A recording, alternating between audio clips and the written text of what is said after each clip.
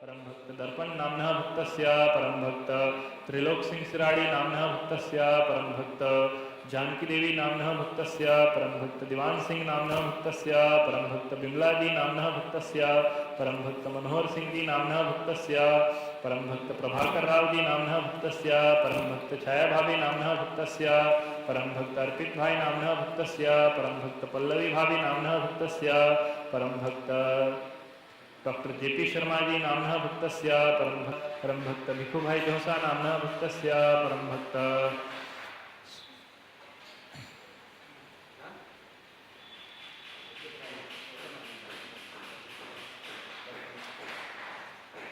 परम भक्त टिम्मी भैया नामनः भक्तस्य परम भक्त संतोष भाभी नामनः भक्तस्य परम भक्त हैरत नामनः भक्तस्य परम भक्त पवन शर्मा जी नामनः भक्तस्य परम भक्त विवेक भट्ट नामनः भक्तस्य परम भक्त नीरज फुलारा नामनः भक्तस्य परम भक्त मीना फुलारा नामनः भक्तस्य परम भक्त अंशु नामनः भक्तस्य परम भक्त देवकी देवी नामनः भक्तस्य परम भक्त तनु नामनः भक्तस्य परम भक्त मनु नामनः भक्तस्य परम भक्त प्रकाश नामनः भक्तस्य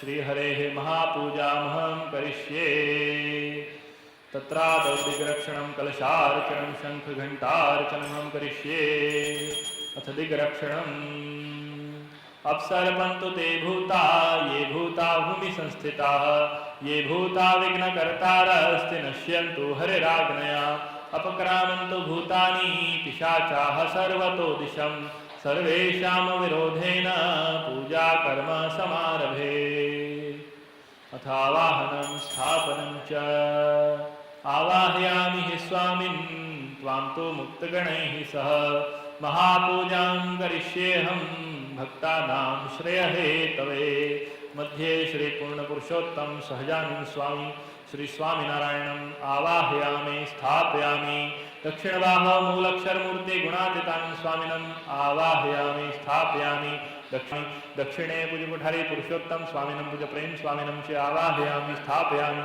नैऋत्ये पूज्य कुठारी उपेन्द्र स्वामिनं पूज्य शास्त्री स्वामिनं च आवाहयामि स्थापयामि पश्चिमे पूज्य निर्मल स्वामिनं पूज्य भाई स्वामिनं च आवाहयामि स्थापयामि वायव्ये पूज्य विज्ञान स्वामिनं पूज्य निष्काम जीवन स्वामिनं च आवाहयामि स्थापयामि उत्तरे पूज्य कांति काका पूज्य गोवर्धन काका संज्ञ आवाहयामि स्थापयामि ईशाने पूज्य महेंद्र बापू पूज्य रमेश भाई सोनी संज्ञ आवाहयामि स्थापयामि पूर्वे पूज्य राजू भाई पूज्य हरचंद भाई संज्ञ आवाहयामि स्थापयामि अग्नौ पूज्य अश्विन भाई पूज्य शांति भाई संज्ञ आवाहयामि स्थापयामि पूर्वाग्नि मध्ये पूज्य घनश्याम भाई पूज्य आनंद बाबा संज्ञ आवाहयामि स्थापयामि अग्नि दक्षिण मध्ये पूज्य विजय बाबू पूज्य जनार्दन भाई संज्ञ आवाहयामि स्थापयामि दक्षिण नैऋत्य मध्ये पूज्य विनोद भाई पूज्य प्रकाश भाई संज्ञ आवाहयामि स्थापयामि दक्षिण परम पूज्य गुरु जी की निश्रा में सर्वेशा भक्तानां धर्मार्थकाम मोक्षार्थम भगवत स्वरूप परम पूज्य काका जी परम पूज्य पप्पा जी परम पूज्य स्वामिनश्च सर्वेशा स्वरूपाणां प्रसन्नतार्थम श्री स्वामिनारायण परमात्मनः षोडशोपचार पूजनम् अहं करिष्ये अथ कलश पूजनम् आचार्य स्वामी आप त्वत्तो ये सर्वे तीर्थानि देवाः सर्वे त्वयि स्थिताः त्वयि तिष्ठन्ति सर्वाणि यतः कामफलप्रदा गंगे च यमुने चैव गोदावरी सरस्वती नर्मदे सिन्धु कावेरी जलेस्मिन् सन्निधिं कुरु उन्मत्त गंगा सरयू च घेला श्रीगोंडलीयोंड सरस्वती च सर्वाणि तीर्थानि हरे कृतानि एहि जलेस्मिन् सन्निधिं कुरु नारायण नमो नमः श्रीजी महाराज नमो नमः श्री पुरुषोत्तम नमो नमः सहजानंद जी नमो नमः स्वामी नारायण नमो नमः श्रीजी महाराज नमो नमः श्री पुरुषोत्तम नमो नमः सहजानंद जी नमो नमः स्वामी नारायण नमो नमः पंचामृत स्नानान्ते शुद्धोदक स्नानं समर्पयामि नदीनामेव सरसं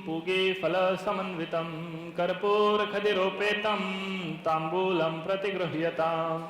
ओम श्री स्वामिनारायण परमात्मने नमः। राजोपचारार्थं छत्रं समर्पयामि, चामरयुगलं समर्पयामि, दंडं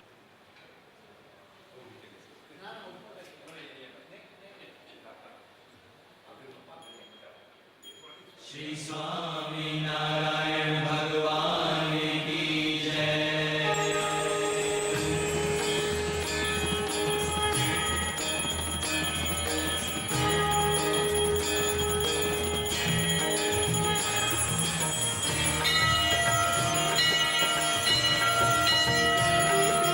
जय सद्गुरु स्वामी प्रभु जय अंतरयामी, सहजानंद दयालु सहजानंद दयालु, जय अक्षरधामी। जय जय सद्गुरु स्वामी, चरण सरोज तुम्हारे वंदो कर जोरी।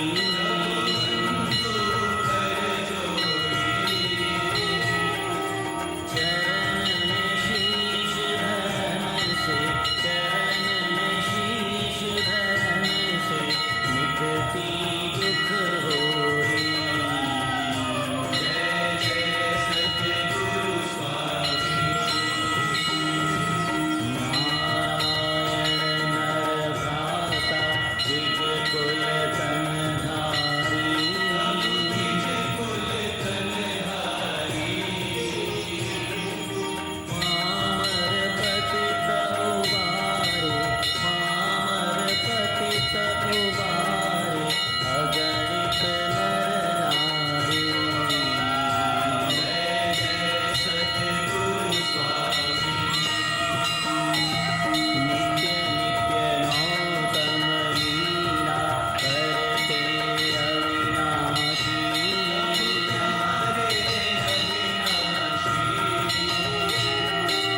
अड़सठ तीरथ चरण में, अड़सठ तीरथ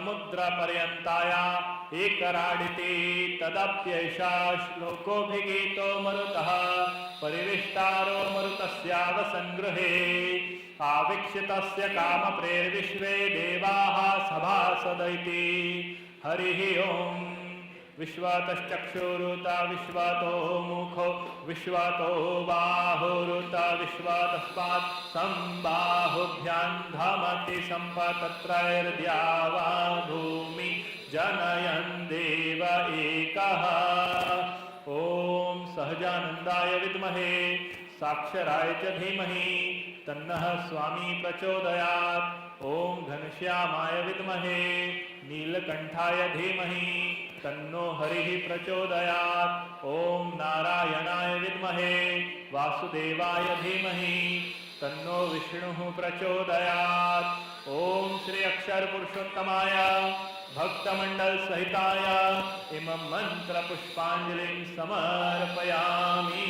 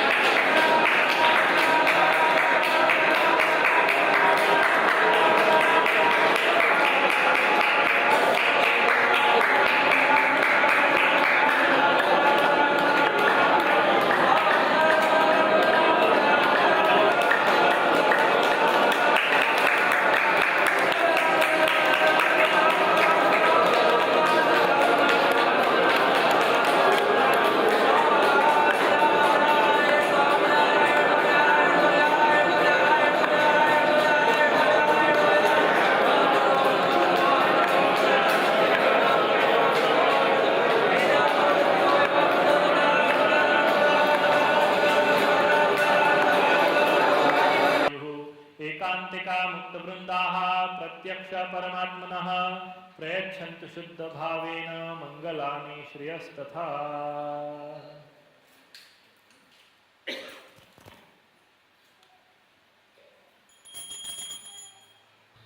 और भाभर में अपने आत्मीय पूज्य धनसुख भाई के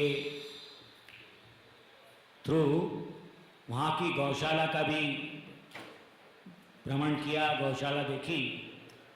गौशाला अपने आप में बहुत ही यूनिक है, जहाँ सिर्फ बीमार गायों को ही लिया जाता है, क्योंकि पूरे गौशाला में कोई डंडा नहीं गायों के,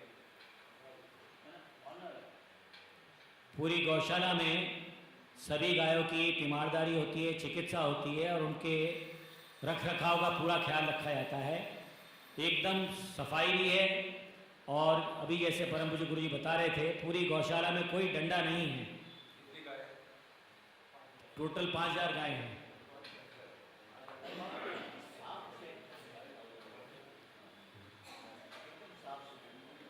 तो जो गौ सेवा वहाँ हो रही है काबिल तारीफ है।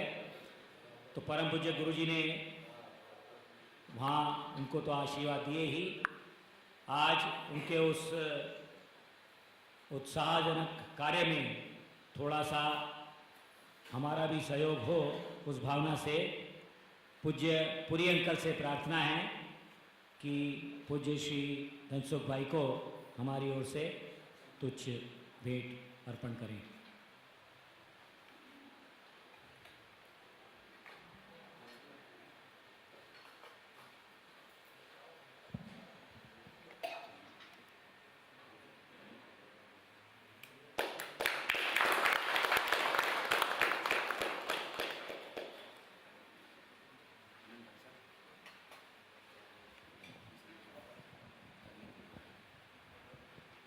के 60th बर्थडे पे कहा था कि गुरुजी तो 50 इयर्स के लगते हैं। ऐसे ही हमने गुरुजी का अमृत पर्व सेलिब्रेट किया। आज हम गुरुजी के जन्मदिन की सभा के लिए एकत्रित हुए हैं और सभी भक्तों के दिल में खूब उमंग है। और अहमदाबाद से हमारे पूज्य भाविन भाई पधारे हैं, जो कि हमारे सबके आदरणीय दादू के सुपुत्र हैं। तो हम प्रार्थना करते हैं पूज्य भाविन भाई से कि वे प्रासंगिक उद्बोधन करें।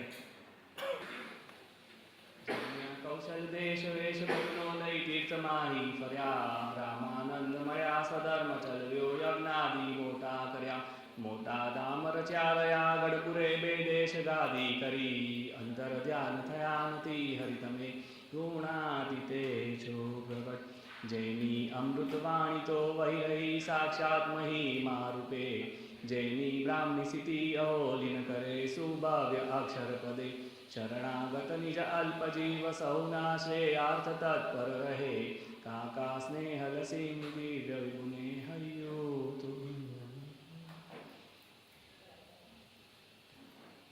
परम पूज्य गुरुजी परम पूज्य दास स्वामी अहिया पधार्या छे ते परम पूज्य भरतभाई, परम पूज्य बापू, पूज्य दीदी, सर्वे वाला संतो बहनों अने बड़ा प्यारा हरिभक्तों।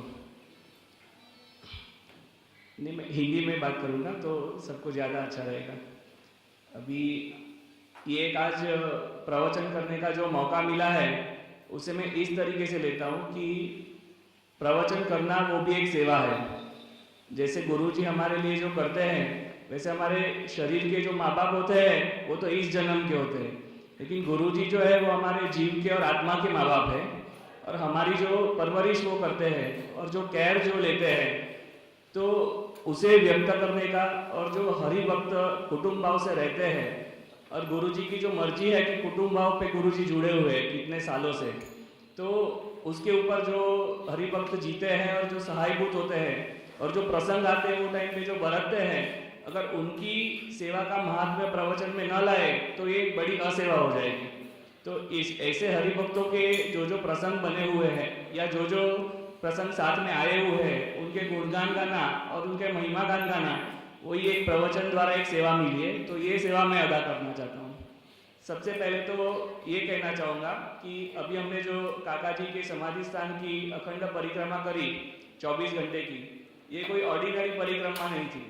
ये एक सबसे बड़ी विशिष्ट परिक्रमा थी कि गुरुजी की हाजिरी में ये जो परिक्रमा होती है उसकी महत्ता इस तरीके से ज़्यादा है कि गुरुजी की हाजिरी से और काका जी के समाधि स्थान की परिक्रमा जहाँ के काका जी गए ही नहीं हैं, तो कितने हरिभक्तों के प्रारब्ध गुरुजी ने काटे होंगे, कितने हरिभक्तों के जन्मों जो है आगे कितने जन्म आने होंगे वो काटे होंगे, तो सबको ये लाभ मिला हुआ है। तो एक तरीके से ये बहुत ही विशिष्ट परिक्रमा थी और इनमें पार्टिसिपेट करने का जो मौका मिला या परिक्रमा करने का जो मौका मिला, इसे मैं अपने आप को तो खूब ही एकदम भाग्यशाली मानता हूँ। और दूसरा, गुरुजी का ये 76 बर्थडे का प्रागट्य दिन निमित्त के फंक्शंस चल रहे हैं, तो ये 2013 का भी साल है। तो गुरुजी की बर्थडे वैसे 13 मार्च आती है, तो ये 13, ये साल भी 13 और 76 बर्थडे उसका टोटल भी 13। तो 13 यानी क्या, सब कुछ 13। ये खाली बोलने के लिए नहीं, ये दिल से आया हुआ है और ये कोई पहले से लिख के या पढ़ के नहीं आया था, अभी जस्ट बोलते बोलते माइंड में आ गया कि ये 76 का टोटल 13 होता है, तारीख 13 है, साल 13 है, तो जो भी है वो तो 13 ही है, यानी गुरुजी का दिया हुआ है। हम सब हरिभक्तों के पास जो भी है, जो भी हम जी रहे हैं वो सारा गुरुजी की बदौलत ही है। तो दो चार जो प्रसंग है छोटा, वो मैं शेयर करना चाहूँगा आप लोगों के साथ। कि अभी थोड़े दिन पहले ही गुरुजी जैसे बताया वो बाबर में गौशाला में आए हुए थे, तो गुरुजी ने बहुत ही करुणा करके धनसुख भाई का वो संकल्प पूरा करा था। वो जब से सत्संग में आए थे तब से 3-4 साल से लगे रहे थे कि गुरुजी आप बाबर आइए, गौशाला में आइए। तो गुरुजी ने बहुत ही पीड़ा को वेट के, क्योंकि 76 की एज में वैसे तो गुरुजी यंग ही है, लेकिन फिर भी इतने दूर से ट्रैवलिंग करना, बाय रोड जाना, फिर राधनपुर वगैरह हर जगह पे जाते जाते गुरुजी बाबर राधनपुर ड्रॉप करेगा आपने अच्छा तो सबको राजी कर दिए थे वहाँ पे गुरुजी ने। और जस्ट गुरुजी दिल्ली पहुंचे उसके 2-3 दिन में खबर आई कि दादू जो है उनको माउथ कैंसर डिटेक्ट हुआ है। तो फोन पे गुरुजी के साथ बात हुई खाली कितना हुआ है। अभी हम लोगों को जितनी केयर नहीं थी कि अभी आगे क्या करना चाहिए, कैसे करना चाहिए, उसके तो पहले गुरुजी दूसरे दिन शाम को वहाँ अहमदाबाद घर पे आ ही गए, साथ में पूरी साइड, जिनकी एज भी काफी है और उनको दिल की बहुत इच्छा थी कि मैं दादू के साथ आऊँ। तो गुरुजी ने इतनी केयर ली, भाग्यश्री इतना परिश्रम करके घर पे आए, दादू को दर्शन दिया। और दादू इतना डूब गए थे कि जब कैंसर सुना तो उन्होंने तो घर में बोलना शुरू कर दिया था कि अभी मुझे बेबा बुला रहे हैं। तो गुरुजी बेबा 5 अप्रैल को धाम में गए थे 2012 में, तो अभी वो मुझे बुला रहे हैं और ये 5 अप्रैल के पहले मैं भी धाम में चला जाऊंगा। इतने वो डूब गए थे। सत्संग का बल तो था, लेकिन कैंसर का नाम ऐसा है कि ये सुन के दादू घबरा गए थे। तो गुरुजी की करुणा देखिए आप कि कोई हरिभगत का इतना वो टालने के लिए इतना परिश्रम करके तुरंत के तुरंत शाम को फ्लाइट में आ गए। साथ में पूरी अंकल आए, 2-3 घंटे गुरुजी घर पे बैठे बागेश्वरी में। और अपने जो डॉक्टर साथार कर रहे दादू की, डॉक्टर जयेश भाई पटेल, वो साइड से जुड़े हुए हैं और अंगद डिवोटी है। और गुरुजी ने उनके साथ काफी 2 घंटे तक सब चर्चा करी, इसका क्या इलाज हो सकता है वो देखा, क्या इलाज करवाना चाहिए वो डिस्कशन करा। और सबसे बड़ी और खूबी की बात तो ये है कि जैसे गुरुजी वहां पे आए थे तो रिटर्न टिकट करा के नहीं आए थे। यानी सबसे करुणा भरी बात यह है कि गुरुजी को ये पूरा पता था कि डॉक्टर के पास मैं जान लूं इसका इलाज क्या है, कैसे करवाना है, क्या करना है, उसके बाद मैं रिटर्न जाऊंगा। तो डॉक्टर के साथ बात करके सारा सेटिस्फेक्शन हो गया। बाद में गुरुजी वहां पे रिटर्न गए और दादू को इतना बल दिया। और मैं सच में मानता हूँ कि अभी आज की तारीख में भी दादू की गाल पे जो पूरी स्वेलिंग थी अभी नॉर्मल हो गई है। फोटो भी मैं निकाल के लाया हूँ, गुरुजी को कल दिखाया था। तो ये सिर्फ और सिर्फ गुरुजी की वजह से है, गुरुजी ने जो दर्शन दिए उसकी वजह से दवा लागू हो गई। तो गुरुजी हमारे लिए जब इतना करते हैं तो गुरुजी इतने सालों से कुटुंब भाव पे मंडे हुए हैं। तो ये कुटुंब भाव पे जीता हुआ समाज गुरुजी ने तैयार जो करा हुआ है वो मैं आपको दर्शाना चाहता हूँ कि गुरुजी का जो परिश्रम है ना वो धीरे धीरे अभी दिख रहा है। वैसे बृहद गुणातीत समाज में तो गुरुजी अथाक परिश्रम कर रहे हैं। हर सेंटरों को जोड़ने की जो गुरुजी की कितने सालों से हम देख रहे हैं वो क्या दिखाई देता है। क्या बापू यहाँ पे उनके भक्तों के साथ मौजूद है, भरत भाई भक्तों के साथ मौजूद है, दास स्वामी आए उनके भक्तों के साथ। तो इतने सालों में गुरुजी जो परिश्रम करे वो तो बगीचा पूरा तैयार होता हुआ दिख ही रहा है। लेकिन नॉर्मल लेवल पे हमारे भक्तों के लेवल पे भी अगर आप देखिए, अभी मैं दिल्ली जब आया तो एक हरिभगत ने पूछे हमारे दादू कैसे है। वैसे जगत में 94 में सत्संग में आए उसके पहले दादू गुटखा बहुत खाते थे। एक भी हरिभगत ने मुझे ऐसे नहीं बताया कि दादू वो गुटखा खाते थे उनकी वजह से इसको ये हुआ। उसके पहले हर एक हरिभगत के दिल में ये था कि भाई हमारे दादू कैसे है, वो जल्दी ठीक होना चाहिए। और कम से कम 100 से 125 हरिभक्तों ने इंडिविजुअल लेवल पे दादू की खबर वो फोन करके या पर्सनली आया पूछी। तो उसमें अपने कुटुंबियों के प्रति जो चिंता होती है वो व्यक्त होती है। और जैसे अनिल भाई है अपने मस्जिद का जो काम देख रहे हैं, उनके साथ तो मैंने कभी 5 मिनट बैठ के बात भी नहीं करी थी इतने सालों से। वो 5 मिनट मेरे साथ बैठे, अभी परिक्रमा चल रही थी तो उन्होंने बताया काका जी सब ठीक कर देंगे, काका जी करने ही वाले हैं। यानी हर एक हरिभगत के दिल में ये था कि भाई दादू ठीक हो जाए। और गुरुजी इतना परिश्रम करते हैं तो सबकी ये जो लागणी है या जो प्यार है, तो गुरुजी जो कुटुंब भाव दिखाना चाहते हैं वो एक्चुअल में ये दिख रहा है। तो मुझे तो ऐसे होता है कि भाई एक जन को इंडिविजुअल जाके तो दंडवत नहीं कर सकते, लेकिन ये सभा के थ्रू मैं सबको इंडिविजुअल लेवल पे एक दंडवत करता हूँ। और गुरुजी को एक प्रार्थना है कि मुझे ऐसी चाहिए कि घर में आपने मंदिर तो दिया है, उसमें सारे मूर्तियां भी लगी हैं सब स्वरूपों की, लेकिन मुझे एक ऐसी बड़ी मूर्ति चाहिए सबकी जिसमें अपने सारे हरिभक्तों के फोटोग्राफ आ जाए, तो इनके साथ में रोज सुबह में उनके भी दर्शन कर पाए। ये बात मैंने डिसाइड करा था कि प्रवचन में बिल्कुल भी सेंटिमेंटल नहीं होगा, तो आधे घंटे से तो मैं फिक्स कोशिश कर रहा था कि बोलते बोलते कुछ सेंटिमेंटल नहीं हो जाए, लेकिन महाराज की मर्जी। ऐसे ही अहमदाबाद में गुरुजी जो कुटुंब भाव दिखाना चाहते हैं वो इस तरीके से दिख रहा है कि हर रोज शाम को 7 और 8 बजे के बीच में सब हरिभगत जमा होते हैं। जैसे वो शैलेश भाई की वाइफ रेखा बहन है, वो रेगुलर आते हैं, हिरक की एग्जाम चल रही है फिर भी वो रेगुलर आते हैं, तो दूध में पार्टिसिपेट करते हैं। और ऐसी छोटी छोटी बातें हैं कि समझो दादू को वो जूस पिलाना होता है तो हम लोग देते हैं तो वो मना करते हैं, तो हम ऐसे बोलते हैं कि ये रेखा बहन लाए, तो वो तुरंत माथे पे लगा के पी जाते हैं। तो गुरुजी जो कुटुंब आप दिखाना चाहते हैं वो सारा दिख रहा है अभी, और आप अभी ऐसे आशीर्वाद दीजिए कि आपको जो हमसे कराना है, या कल आपने सभा में जो बात करी कि हमें तुम्हें चालवा लागो बदा, तो हमें दिल से ये प्रार्थना है कि हमें चलना है, आप ऐसे ही चलाना, और जैसे कुटुंब भाव आप चाहते हो वैसे कुटुंब भाव से हम सब जिए।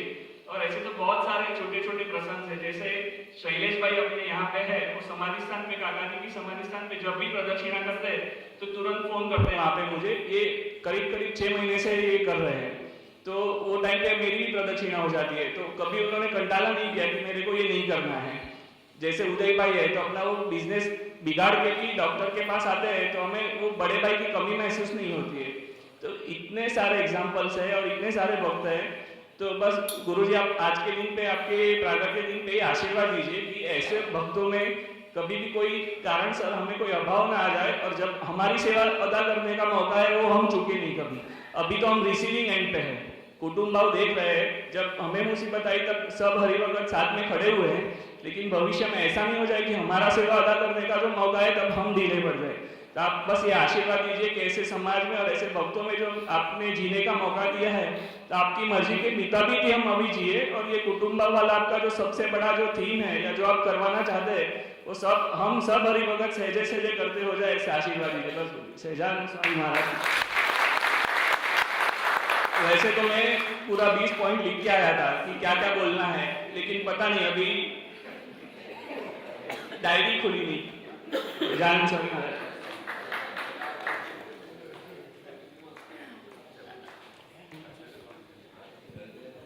हाँ मैं बाकी के रेडियो बोला हाँ જોઈ પછી નહીં મળે છે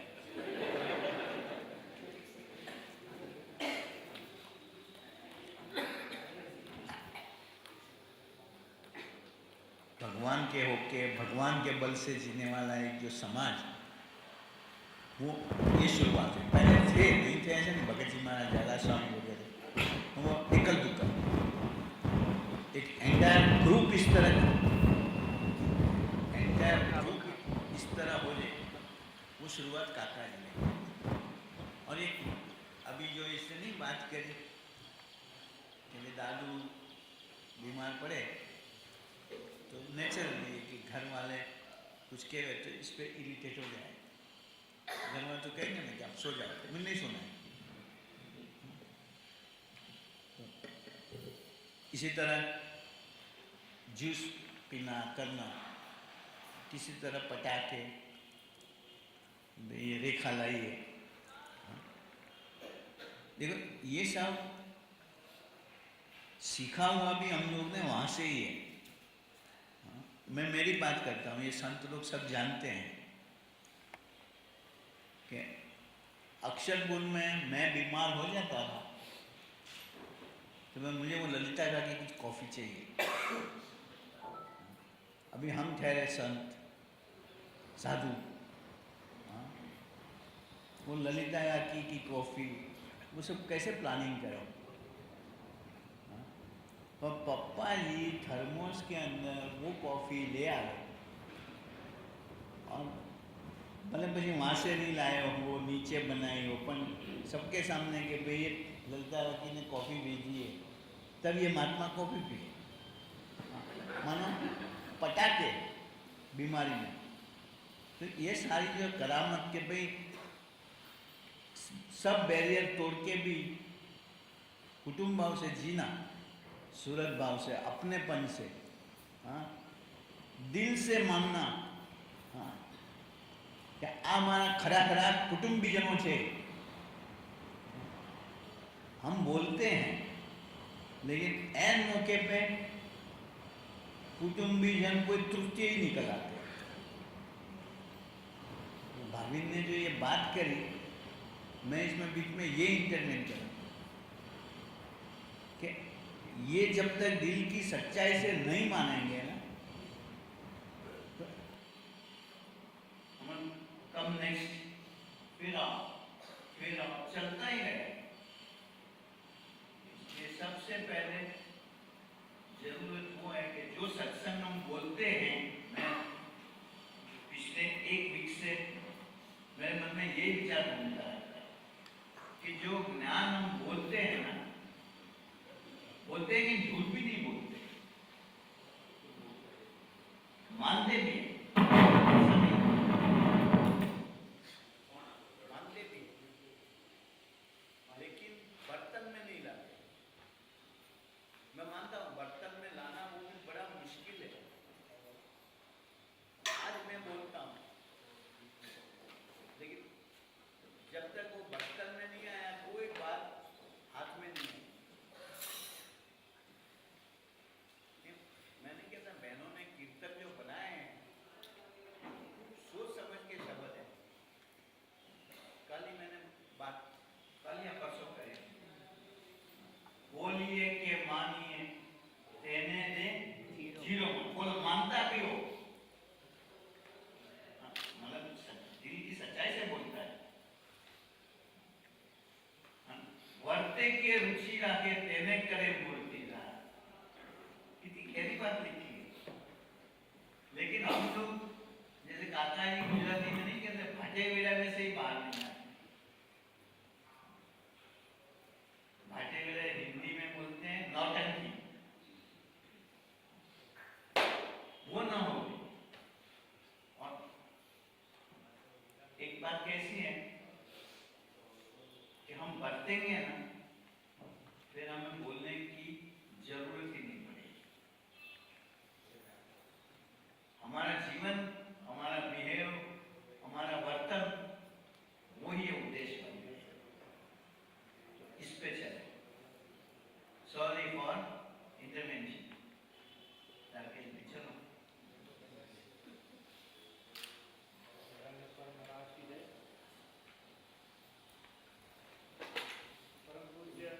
ने जो भी बात करी,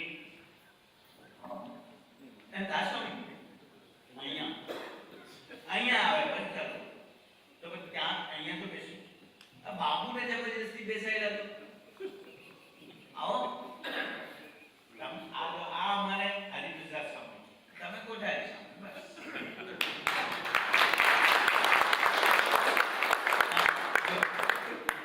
કોઠારી સ્વામી કહ્યું તો ભરતભાઈ ફટ થઈ ગયા। દાસ સ્વામી કહ્યું હતું ના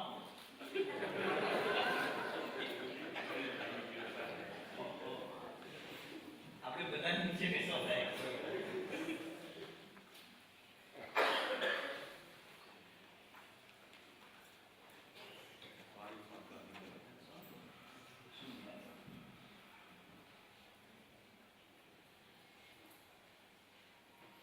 ऐसे भक्त जिनका वर्तन ऐसा हो, जिनकी निष्ठा ऐसी हो, वही सत्संग की सच्ची एसेट हैं। ऐसे ही परम पूज्य हरिप्रसाद स्वामी जी से जुड़े हुए पूज्य डॉक्टर उपेंद्र भाई पटेल, हालांकि वे निमित्त तो बीमारी का बना के दिल्ली आए, पर यहाँ पे स्वामी जी की सुवास छोड़ गए। जब भी कोई संत या भक्त उनसे कोई बात करने जाए या उनको किसी से बात करते हुए सुने, तो सत्संग की, महाराज की या ऐसी ही कोई बात में वो निरंतर लगे रहते हैं। ये वर्तन सबको खूब टच करा है। आज हम प्रार्थना करते हैं पूज्य डॉक्टर उपेंद्र भाई पटेल से कि वे यहाँ आएँ और प्रासंगिक उद्बोधन करें।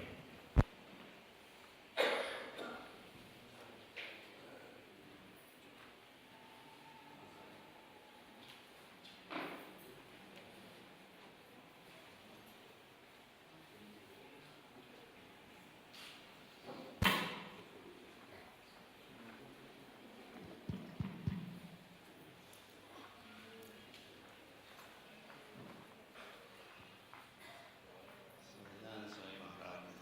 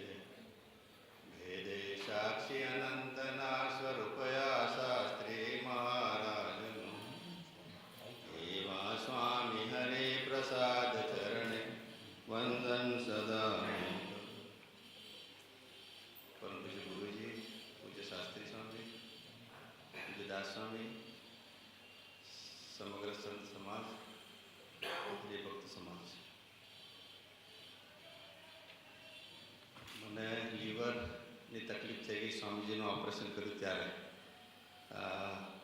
સ્પાઇનનું ઓપરેશન કર્યું ત્યારે સ્વામી સાથે જ હતો હું. અને 2-3 દિવસ તો કંઈ તકલીફ નહીં થઈ. પછી પેટ થોડું વધારે ફૂલવા લાગ્યું. એટલે ઈન નહીં કરતો, પછી ઈન કર્યા વગર ફરતા. 2-3 દિવસ ચાલ્યું પછી સ્વામી રોજ મારી પેટ સમજાયા કરે. મને કે પેટ તારું વજન બહુ વધે, શું ખાય છે કે પેટ તારું બહુ વધતું જાય છે. શું ખાવ તો ખાસ તો ખાતો છે નહીં કંઈ. પછી છેલ્લેથી સ્વામીજી 4-5 દિવસમાં રજા ઉપરની વાત હતી, એને મને 13 દિવસ ચાલ્યું. મને વચમાં એમ થયું કંઈક તપાસ કરાવી લો. પછી એમ થયું કે હવે તપાસ કરે પછી કંઈક નીકળે તો સ્વામીજીમાં આવું કંઈ મન લાગશે નહીં. અને મેં કીધું મરી જવાના તો છે નહીં. એટલે પછી તપાસ કંઈ કરાવી નહીં. પછી છેલ્લે સ્વામી મને કે તારું વજન તો કર. તો વજન કર્યું તો 97 થયું. સ્વામી કે વજન કેટલું તારું? હું શું 3 કિલો ઓછું છે. એટલે 3 કિલો ઓછું એટલે કેટલું? 100-3 કિલો ઓછું એમ.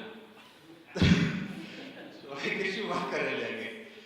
પછી બીજે દિવસ ઘરે ગયો, સ્વામીજીને રજા આપી દીધી. પછી પાછું સવારના સ્વામીજીનો ફોન આવ્યો. મને કે કઈ છું? મેં કીધું ઘરે છું. મેં કીધું આટલા દિવસ હવે કંઈ કામકાજ કર્યું નથી. મેં કીધું પેટ માટે કંઈ થોડું તો કરવું પડશે ને. 10 દાડા તમારા હાથે હતો. પછી મને કે એવું કર્યું કે 2 દિવસ તારે કંઈ સંત સ્વામી આવવાના છે એટલે હોસ્પિટલમાં રહેવું પડશે. તું ના રહે તો પછી મારે જવું પડશે કે. મેં કીધું ના હું જઈશ નહીં. એ 2 દિવસ તો એકદમ મિકેનિકલ કામ કર્યું મેં. સાચી મારો પગ ચાલે નહીં, પગ ફૂલી ગયેલા, આખી બોડી ફૂલી ગયેલી. તો 2 દિવસ મિકેનિકલ કામ કર્યું. પછી શાસ્ત્રમાં સરસ થઈ ગયું. 2 દિવસમાં તો બ્લડ પ્રેશર ડાઉન થઈ ગયું. આ તે બધું ઊંઘ નથી હતી, ઊંઘ આવવા મળી. પછી રજા આપી. પછી ઘરે આવી પછી તપાસ કરી, બ્લડ મને ડૉક્ટરને બતાવ્યો. તો મને કે યાર આ તો લીવર પ્રોબ્લેમ લાગે છે કે બધું બ્લડ ટેસ્ટ ને બધું કરાવી લે અને પછી જોઈએ. સાંજના બ્લડ ટેસ્ટ ને સોનોગ્રાફીને બધા રિપોર્ટ આવ્યા તો લીવર ગોન. પછી મને કે આવું તો પછી પડકે સાહેબને વાત કરી. સાહેબ કેવું કરતું પેન તું આજે અત્યારે દાખલ થઈ જાય. એટલે પછી પવિત્રને ફોન કર્યો. સ્વામી ત્યાં જ હતા. હું બધા દાખલ થવાનો છું હોસ્પિટલમાં. સ્વામી તું વાત કરી લેજે. પછી ભલે. પછી સાહેબનો ફોન આવ્યો. પેલું બધું સવારે દાખલ થઈ જાય, સવારે બધા રિપોર્ટ બધું થઈ જાય અને પછી આપણે બધું રિપોર્ટ આવ્યા પછી સ્વામી સાથે વાત કરીશું કે શું છે શું નહીં. અને અમારા સાહેબ બહુ માનવાવાળા પડકે સાહેબ સ્વામીજીને. એટલે સવારના દાખલ થઈ ગયા. પછી બધા ટેસ્ટિંગ બધું ચાલુ થયું. અને સાંજના પછી ડૉક્ટરે મને કહ્યું કે હવે તમારું લીવર ખતમ થઈ ગયું, એટલે હવે પાણી કાઢવું પડશે. એટલે પછી ડૉક્ટરે મને કહ્યું ભાઈ આપણે તમને અત્યારે તો ઇન્જેક્શન બધું આપું છું. ઇન્જેક્શનથી લગભગ પેશાબથી બધું પાણી નીકળશે. 4 દિવસમાં 20 લીટર પાણી નીકળે. બીજે દિવસે પવિત્રનો ફોન આવ્યો, સ્વામીજી મળવા આવવાનું કહે છે. મેં કીધું હમણાં તો ઓપરેશન કર્યું છે ને એ બી કમરનું, અને અહીંયા કેમ બધું લઈ આવે છે? તો મને કહે સ્વામી જીદ કરી છે, આવું જ છે કે મને. પછી મેં કીધું સ્વામી તું કહેજે કે અહીંયા આવવાની જરૂર નથી, હું સીધો 4 દિવસ જે રજા આપશે એ સીધો ત્યાં જવાનું છે. પટેલ સાહેબને ત્યાં આવીને દર્શન કરી પછી હું ઘરે જઈશ. પછી 4 દિવસ પછી ગયો અને પછી સ્વામીજી મારું પેટ જોયું. મને કે હા હવે મને ગમ્યું પેટ હતું કે. મેં કીધું મેં તો લીવર તો પૂરું થઈ ગયું. મને કે કશો વાંધો નહીં. પછી આ ટ્રીટમેન્ટ ચાલુ. સ્વામી જ્યારે મળે 1.5 વર્ષના પીરિયડમાં મને કીધું યાર જલ્દી સારું થાય, મારી ચાકરી કોણ કરશે કે. મેં કીધું ભલે. પછી સ્વામી સ્વામી ના થવાનું કારણ શું? મેં કોઈ દેશ મુજબ બહારનું ખાતો નથી, કંઈ નિયમ ધર્મ વ્યવસ્થિત રહું છું. મને કોઈ દિવસ દારૂ પીતો નથી, કોઈ દિવસ મને ટીબી થયું નથી, બ્લડ પ્રેશર ને ડાયાબિટીસ થવાનું કારણ આ બધા કારણે લઈને થાય અને છતાંય મને થયું. મને કે મટી જાય સ્વામી સુધી બધું ફર્સ્ટ ક્લાસ થઈ છે તારું કે પણ બોલે નહીં. પછી જ્યારે છેલ્લા ફાઇનલી એવું તો નક્કી થયું ઓપરેશન કરવું પડશે.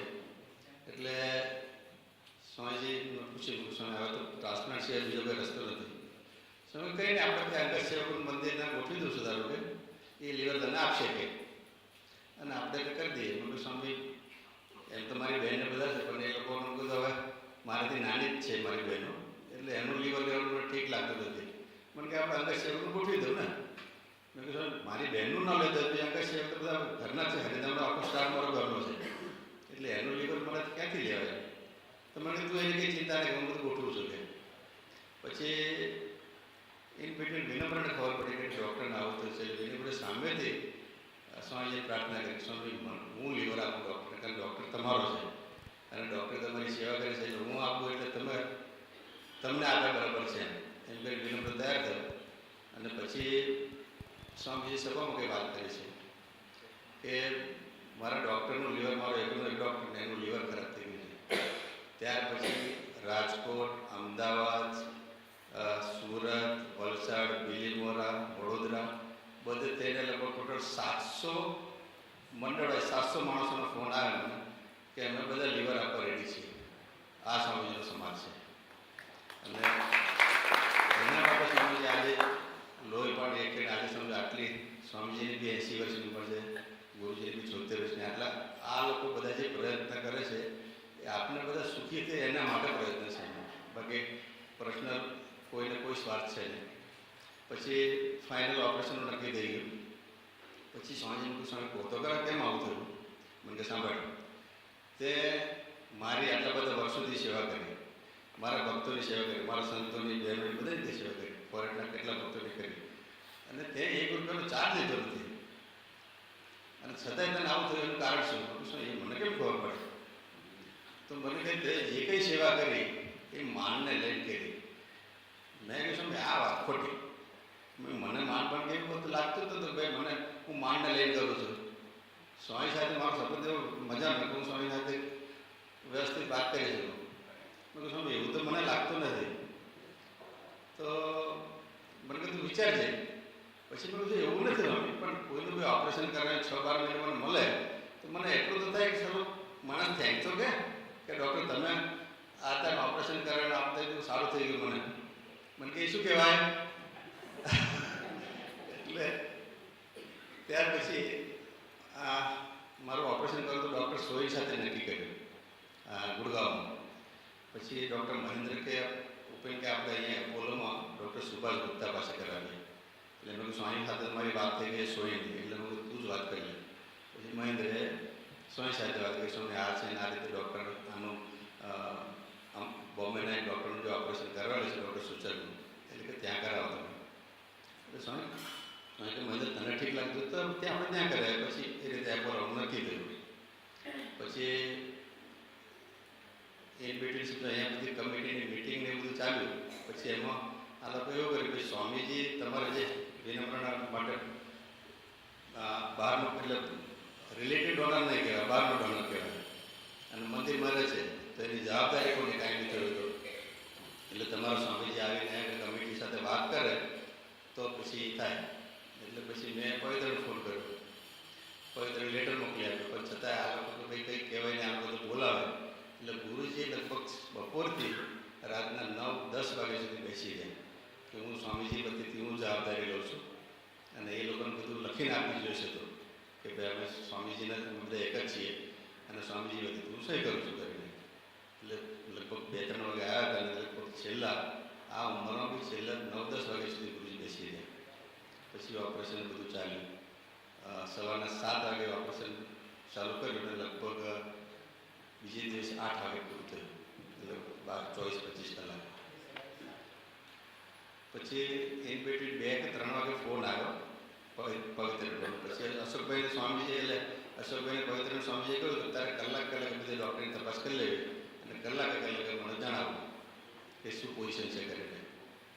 પછી 2 વાગે ફોન આવ્યો તો મારો દીકરો છે યોગી અને મારી દીકરી હાર્દિક અને કલ્પના બધા ટેન્શનમાં હતા.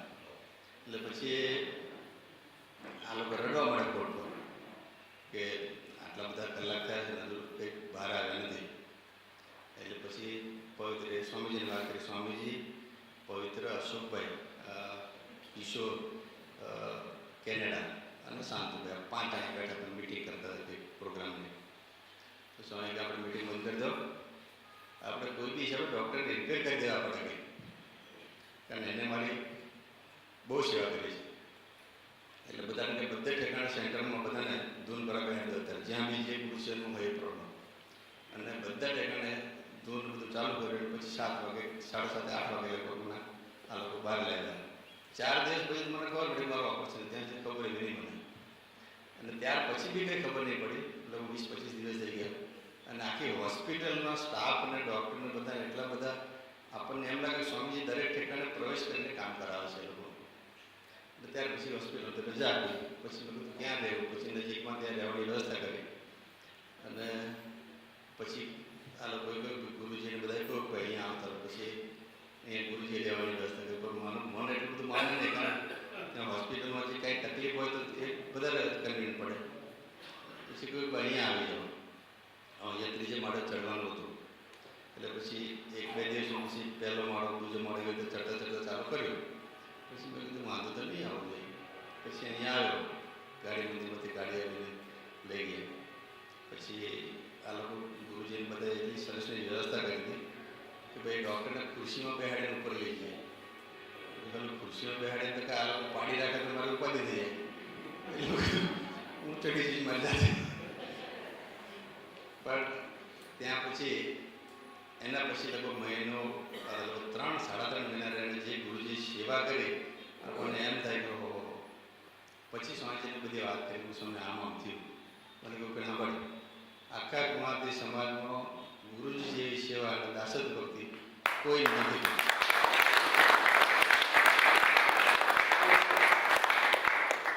મને કે તેમાં મેં તને કહ્યું કે ગુરુજી આવા છે તે તને કે મગજમાં ઉતરતું નહીં કે, પણ હવે તને અનુભવ થયો તો અહીં સુધી ગુરુજીને ગુણ આવી ગયો તને કે. અને આ એક વખત ઓછામાં ઓછા 50 વખત મને સ્વામીજીએ વાત કરી હતી. એટલે એવા સ્વામીજીને ગુરુજી આપણને મળ્યા છે. તો આપણે એને જે ગમે છે એ કરીએ, એના સિવાય બીજું કાંઈ કરવાની જરૂર નથી. સહજાનંદ સ્વામી મહારાજ.